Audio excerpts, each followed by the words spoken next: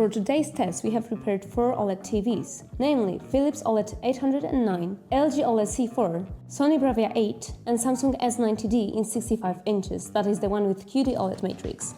The order in which I have listed them is completely random because it will be a blind test. For most of it, you won't know which image comes from which TV, so that it doesn't affect your judgment. Only once we've finished the visual tests will I reveal the order.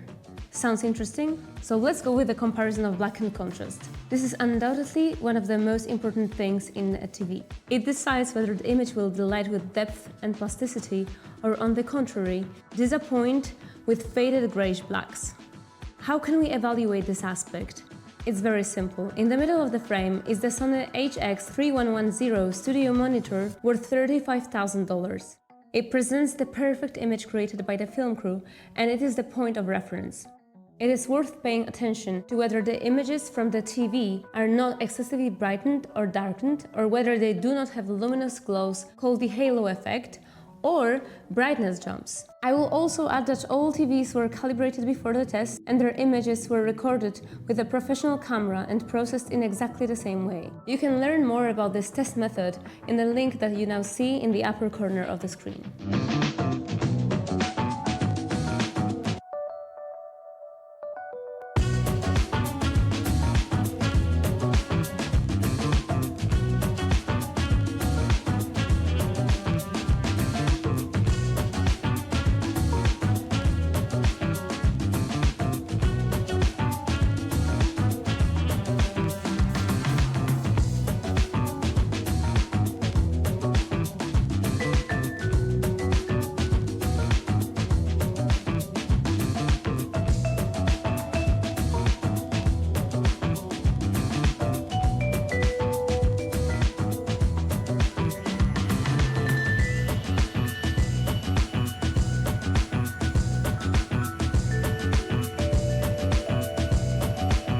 We now move on to the test of HDR movies mastered to 4000 nits. These are selected moments of recordings with the best effects that we found. In this part of the comparison, we focus on which TV shows the highest brightness. Other subjective impressions are less important here, for example colors. They may be slightly distorted by the camera. The screen presenting the highest brightness levels will also look the best live, unless of course it is artificially brightened in relation to the director's monitor.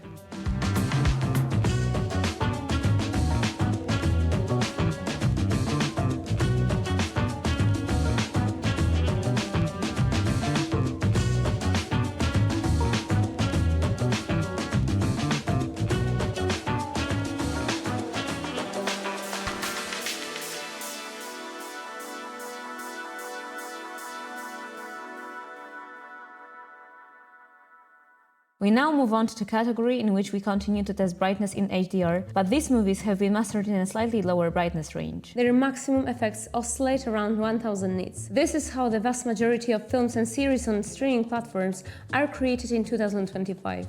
In this category, special attention should be paid to whether the image is bright, but not brighter than the studio screen. In such a case, it may look better on the recording, but it will be unpleasant to watch live, artificially brightened, and tiring for the eyes. In other words, we focus on the similarity of brightness to the Sony monitor, not only in the brightest lights, but also in medium and dark tones. The opposite situation is also possible: excessive darkening of the image, especially in night scenes at the end of the sequence. The next category is the smoothness of tonal transitions. Even an inexperienced viewer will notice problems in this matter. The challenge for the TVs here is to display smooth tonal transitions without clear cutoffs called posterization or banding. Unfortunately, due to YouTube's compression, this problem will probably be visible on every screen. The goal is to have no more posterization than on the reference studio screen, because when viewing the studio screen in person, such an effect is not visible at all. This category will be quite long because we will first look for problems in dark blacks and then in highlights.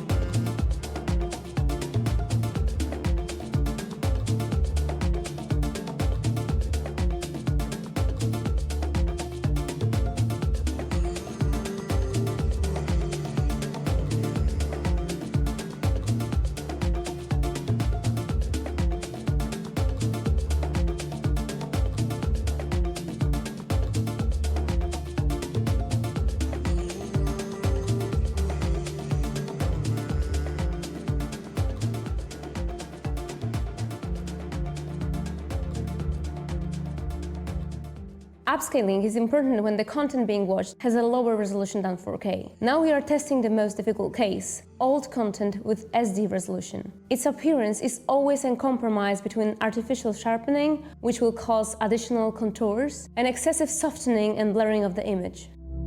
Now we'll test something seemingly similar to gradation. This time, however, we are testing the TV's ability to fix such problems on low-quality content.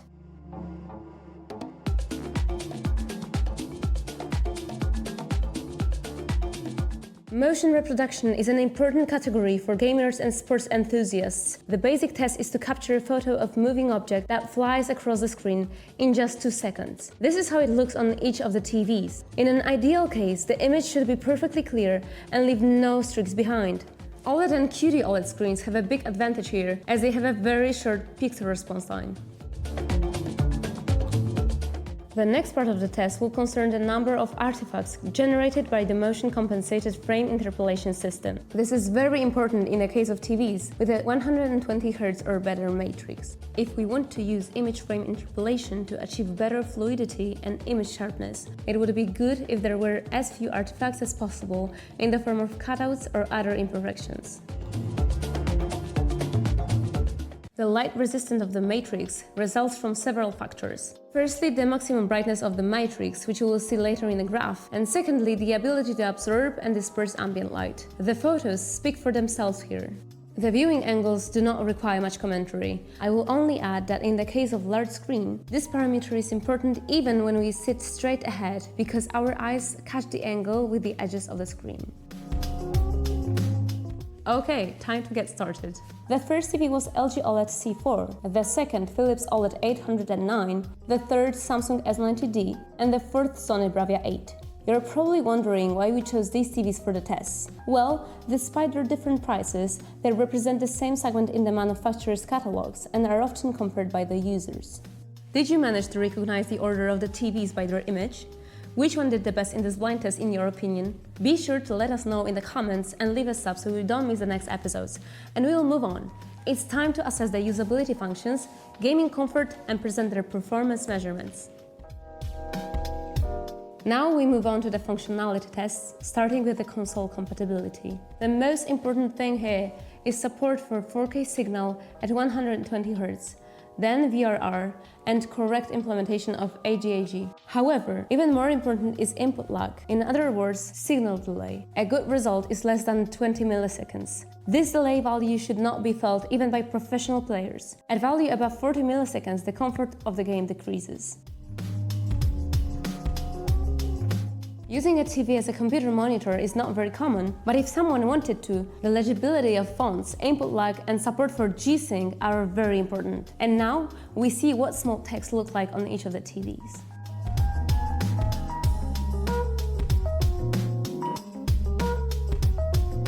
At the very end of this episode, there is something for hardcore enthusiasts who really like to analyze screens. Measurements are of course taken with top-class equipment. If you have reached this part, it means that you are a big enthusiast of the subject, and I hope that you have already subscribed to our channel and regularly visit our website www.choose.tv. There, in the TV tests, you will find even more information. For example, the availability of apps, which we decided not to include in this episode because the situation changes dynamically and we update the page regularly. I invite you to the last segment.